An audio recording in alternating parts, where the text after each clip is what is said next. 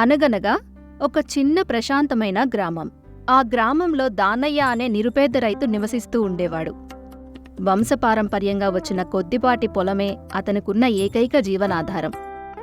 ఆ నేలను నమ్ముకొని రాత్రింబవళ్లు కష్టపడి పనిచేసినా దానయ్య దరిద్రం మాత్రం గడప దాటలేదు. వచ్చే అరాకొర ఆదాయం అతని కుటుంబ పోషణకు ఏమాత్రం సరిపోయేది కాదు. పెరుగుతున్న అవసరాల కోసం దానయ్య అప్పులు చేయడం ప్రారంభించాడు. మొదట చిన్న మొత్తాలతో మొదలై క్రమంగా అవి కొండలా పెరిగిపోయాయి. ఒరే దానయ్య, ఆగు. నలుగురిలో పరువుగలవాడిలా ఎక్కడికి పోతున్నావురా? 3 నెలల నుండి వడ్డీ అడిగితే మొహం చాటేస్తున్నావు. నీ అప్పులు తీరే వరకు నిన్ను ఈ రోడ్డు మీద కూడా తిరగనివ్వను. రేపొద్దునకల్లా నా పైసా నా చేతిలో పడాలి. లేదంటే నీ ఇంటి గుమ్మం ముందే తిష్ట వేస్తా. నీ పరువు బజారున పడేస్తా. జాగ్రత్త మరి. ఏమండి, ఈ మనోవేదనతో మనం ఎంతకాలం బ్రతకగలం? అహోరాత్రులు కష్టపడుతున్నా చివరికి మిగిలేది అప్పులే కదా. ఈ అప్పుల భారంతో బ్రతకటం కంటే పొలాన్ని అమ్మేసైనా సరే ఈ రుణ బాధల నుంచి విముక్తి పొందుదాం. కనీసం అప్పుడైనా మనశ్శాంతిగా కంటినిండా నిద్రపోదాం. తన తండ్రి తాతలు చెమటోడ్చి కాపాడిన ఆ పచ్చని పొలాన్ని అమ్ముకోవాల్సి వస్తుందని తలుచుకోగానే అతని గుండె భారమైంది. కాని విధి బలీయమైనది. కాలం కలిసిరానప్పుడు తలవంచక తప్పదు కదా. లక్ష్మమ్మ, ఆ పొలము మనకు ప్రాణప్రదమైనది. కానీ ఇప్పుడు మన మాన ప్రాణాలు కాపాడుకోవటం అంతకంటే ముఖ్యం. సరే, ఆ భూదేవిని నమ్ముకొని అమ్మకానికి పెడదాం. అప్పులన్నీ తీర్చేసి స్వచ్ఛందంగా కొత్త జీవితాన్ని ప్రారంభిద్దాం. అలా దానయ్య తన పొలాన్ని విక్రయించడానికి సిద్ధపడ్డాడు. దానయ్య కష్టాల్లో ఉన్నాడని గ్రహించిన ఊరిలోని కొందరు స్వార్థపరులు తమ వక్రబుద్ధిని ప్రదర్శించారు. ఆపదలో ఉన్నవారిని ఆదుకోవాల్సింది పోయి అతని ఆవశ్యకతను ఆసరాగా చేసుకొని తక్కువ ధర కట్టసాగారు. చూడు దానయ్య, నీ దుస్థితి మాకు తెలియదు కాదు. ఇప్పుడున్న రోజుల్లో ఇంత పెద్ద మొత్తానికి నీ పొలాన్ని ఎవరు కొంటారు? మేము చెప్పిన ఈ కొద్ది మొత్తానికి ఇస్తానంటే ఇప్పుడే నగదు చెల్లిస్తాం. అవును దానయ్య, ఇప్పుడు భూములు కొనడానికి ఎవరూ ముందుకు రావడం లేదు. నీకు అవసరం కాబట్టి అమ్ముతున్నావు. కాబట్టి నువ్వు ఎక్కువ ఆశలు పెట్టుకోకు. ఆ కర్ణ కఠోరమైన మాటలు వింటుంటే దానయ్య మనసు మరింత క్షోభకు గురైంది. తన నిస్సహాయతను చూసి ఎగతాళి చేయడం అతనికి బాధ కలిగించింది. అయితే అదే గ్రామంలో సీనయ్య అనే మరో రైతు ఉండేవాడు. అతను దయాగుణానికి, మంచితనానికి మారుపేరు. దానయ్య పితామహులు ఒకప్పుడు తన కుటుంబానికి చేసిన మహోపకారం గురించి సీనయ్య చిన్నతనంలోనే విని ఉన్నాడు. ఆ కృతజ్ఞత అతని మనసులో సుస్థిరంగా నిలిచి ఉంది. దానయ్య కష్టాల్లో ఉన్నాడని తెలియగానే సీనయ్య స్వయంగా ముందుకొచ్చాడు. దానయ్య, నీ పరిస్థితిని నేను గ్రహించాను. కానీ ఆపదలో ఉన్నావని నీ కష్టాన్ని స్వార్థానికి వాడుకోవటం ధర్మం కాదు. నీ పొలానికి ఎంత విలువ ఉందో ఆ న్యాయమైన ధరనే నేను చెల్లిస్తా. నీవు నష్టపోకుండా చూసుకోవటం నా కనీస బాధ్యత. ఆ అమృతతుల్యమైన మాటలు వినగానే దానయ్య కళ్లల్లో ఆనంద బాష్పాలు సుడులు తిరిగాయి. ఈ కాలంలో కూడా ఇంతటి ధర్మబుద్ధి గల మనుషులు ఉన్నారా అని అతను ఆశ్చర్యపోయాడు. సీనయ్య గారు, మీరు చేసిన ఈ మహోపకారం నేను జన్మజన్మలకి మరువలేనయ్యా. మీరు నిజంగా దైవ సమానులు. అలా సీనయ్య న్యాయమైన ధరకు ఆ పొలాన్ని కొనుగోలు చేశాడు. దానయ్య ఆ ధనంతో తన రుణాలన్నీ తీర్చివేసి హాయిగా ఊపిరి పీల్చుకున్నాడు. అనంతరం జీవనం సాగించటానికి వేరే చోట కూలి పనులకు వెళ్లసాగాడు. ఇది గమనించిన సీనయ్య ఒకనాడు దానయ్యను పిలిపించాడు. దానయ్య, నీవు రోజూ అంత దూరం వెళ్ళి పరాయి వారి వద్ద ఆ కఠినమైన కూలి పనులు చేయవలసిన అవసరం లేదు. నాదొక చిన్న మనవి. నీవు నాకు విక్రయించిన ఆ పొలాన్ని వేరే ఎవరికో ఇవ్వడం నాకిష్టం లేదు. ఆ నేలను నీవు కాక ఇంకెవరు బాగా చూసుకోగలరు? కాబట్టి ఆ పొలాన్నే నీవు మళ్ళీ కౌలుకు తీసుకొని సాగు చెయ్యి. పండిన పంటలో కొంత భాగం నాకిద్దువు గాని నీకు నీ కుటుంబానికి ఎలాంటి లోటు రాకుండా చూసుకోవటం నా బాధ్యత. దీనికి నువ్వేమంటావు? అయ్యా, నా సొంత పొలంలోనే నేను మళ్ళీ పని చేసుకునే భాగ్యమా? ఇది నిజంగా నాకు ఆ భగవంతుడే మీ రూపంలో ప్రసాదించిన వరమయ్యా.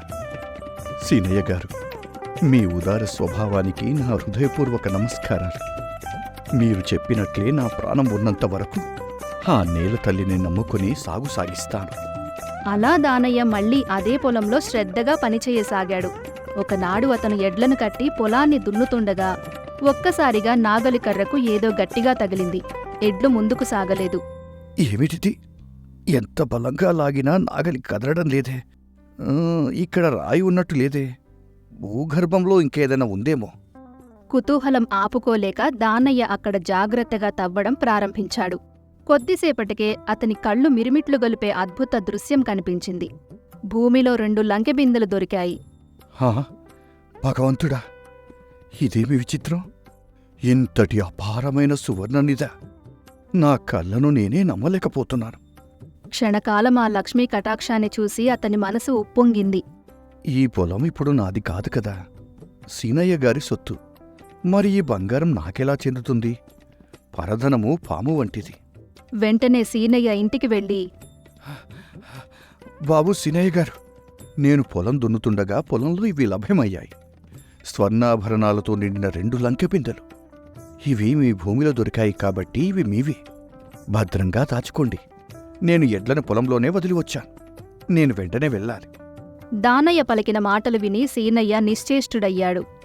సీనయ్య కొద్దిసేపు ఆలోచించి, దానయ్య, నీ నిరూపమైన నిజాయితీకి నేను దాసోహమంటున్నాను.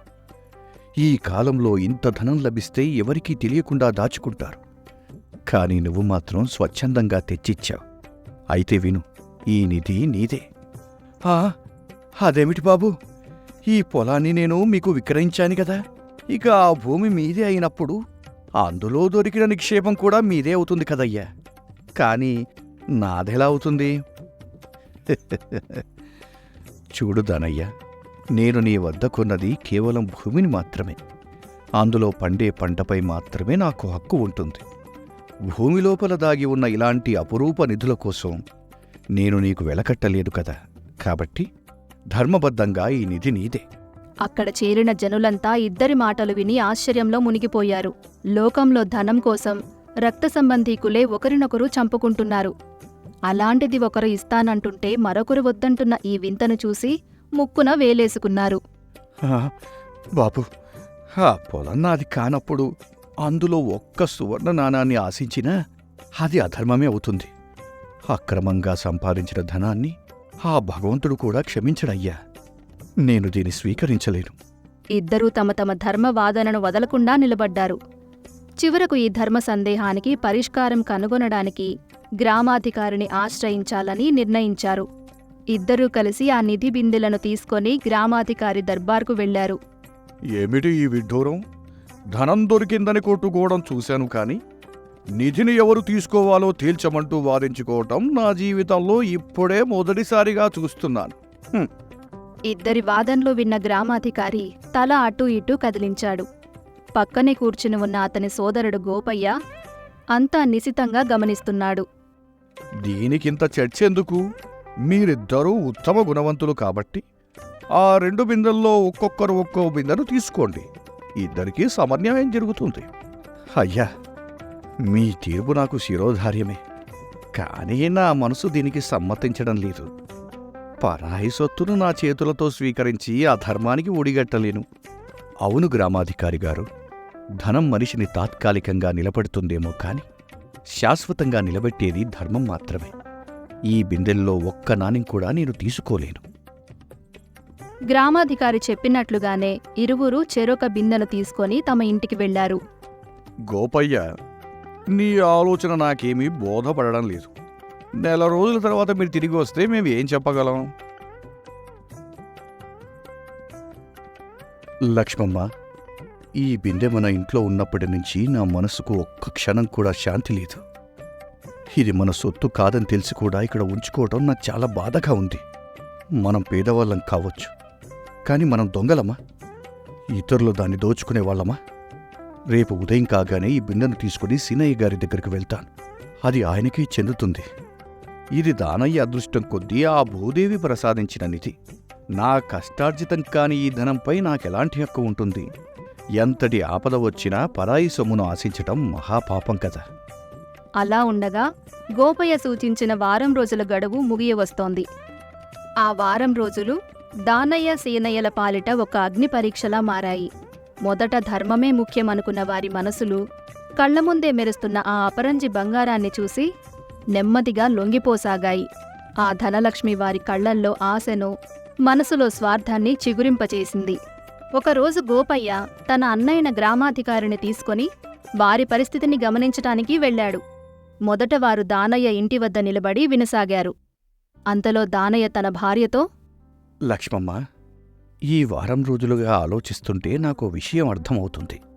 ఈ నిధి నా సొంత పొలంలో దొరికింది కాబట్టి, ఒకవేళ నేను పొలం అమ్మకానికి ముందే ఇది దొరికి ఉంటే అసలు ఈ సమస్యే ఉండేదే కాదు. ఇప్పుడు ఈ బంగారం మన దగ్గరే ఉంటే మన కష్టాలన్నీ తీరిపోతాయి. మళ్ళీ మన పొలాన్ని మనం కొనుక్కోవచ్చు. పిల్లలకు గొప్ప గొప్ప చదువులు చెప్పించవచ్చు. ఊరంతా మనల్ని చూసి నవ్వుతారని భయపడి వచ్చిన లక్ష్మీదేవిని వదులుకోవటం మూర్ఖత్వం అనిపిస్తుంది నాకు. ఈ ఒక్క బిందె మన దగ్గర ఉంచుకుంటే తప్పేమిటి? అవునండి, మన కష్టాలు చూసి ఏ సీనయ్య గారు మనకు అన్నం పెట్టరు కదా. ఈ బంగారం దేవుడే మనకోసం పంపాడనుకుందాం. రేపు పంచాయతీలో ఈ బిందె నాదే అని గట్టిగా చెప్పండి. దానయ్య మాటలు విని గ్రామాధికారి ఆశ్చర్యపోయాడు. గోపయ్య అతన్ని తీసుకొని సీనయ్య భవనం వద్దకు వెళ్ళాడు. అక్కడ సీనయ్య ఆ రెండో బిందెవైపు ఆశగా చూస్తూ పచార్లు చేస్తున్నాడు. నేను ఎంతటి అమాయకుణ్ణి! ఆనాడు దానయ్య తెచ్చిచ్చినప్పుడే రెండూ నా దగ్గర ఉంచుకోవాల్సింది. పొలం కొన్నప్పుడు భూమి లోపల ఉన్న నిధి నిక్షేపాలన్నీ నాకే చెందుతాయి కదా. ఇప్పుడు ఈ ఒక్క బిందెతోనే సరిపెట్టుకోవాలా? ఆ దానయ్యకు ఇవ్వాల్సిన అవసరమేముంది? వాడు పేదవాడు కాబట్టి నేనేదో జాలి చూపించాను కాని అది నా ధర్మం కాదు. ఈ నిధి మొత్తం నాదే. రేపు పంచాయతీలో ఆ దానయ్యకు ఏమీ ఇవ్వకుండా మొత్తం నాకే చెందేలా వాదిస్తాను. ధనం ఉన్నవాడికే లోకం గౌరవాన్నిస్తుంది, ధర్మం చెప్పేవాడికి కాదు. ఇద్దరి మనోగతాలను విన్న గ్రామాధికారికి నోట మాట రాలేదు. అప్పుడు గోపయ్య చిరునవ్వుతో తన అన్నవైపు చూశాడు. గోపయ్య, ఏమిటి విడ్డూరం? వారం క్రితం వద్దు వద్దని వాదించుకున్న వాళ్ళేనా వీళ్ళు? ఇప్పుడు ఒకరి సొత్తును మరొకరు లాక్కోవాలని చూస్తున్నారే? ఎటువంటి గొడవలు, వాదనలు లేకుండా కేవలం సమయాన్ని ఒక ఆయుధంగా వాడుకొని సమస్యను పరిష్కారం చేసినందుకు గోపయ్య ఆలోచన ధోరణిని ఊరి పెద్ద మెచ్చుకున్నాడు.